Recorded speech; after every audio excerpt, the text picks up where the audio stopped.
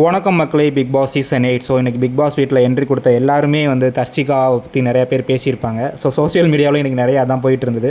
So Darshika இதுக்கு ஒரு clarification கொடுத்தா நல்லாயிருக்கும் அப்படின்னு நான் கூட லாஸ்ட் வீடியோவில் சொல்லி, ஸோ அவங்களே ஒரு போஸ்ட் போட்டிருக்காங்க, டியர் ஃபேம் அப்படின்னு போட்டு.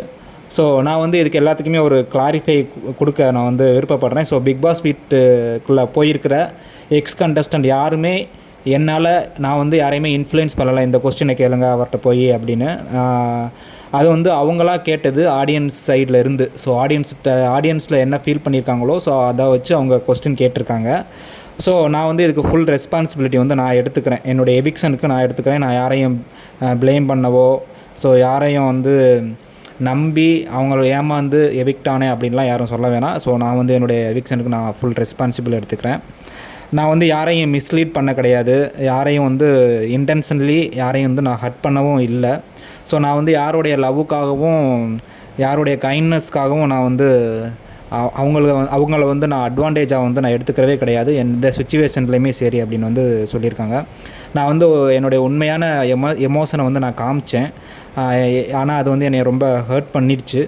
ஸோ அதை நீங்கள் எல்லாருமே நகைச்சுவையாக பார்த்து கேலி பண்ணிகிட்டு இருக்கிற மாதிரி இருக்குது. ஸோ அது தேவையில்லாமல் அதை கொஞ்சம் அவாய்ட் பண்ணிக்கோங்க. ஸோ நான் அந்த ஆளோட அந்த கன்சர்ன் பர்சனோட நான் டிஸ்கஸ் பண்ணி அந்த மேட்டரை நான் முடிச்சுக்கிறேன். ஸோ தயவுசெய்து அந்த இதை ரொம்ப நகைச்சுவையாக கேலி பண்ணி பேசாதீங்க.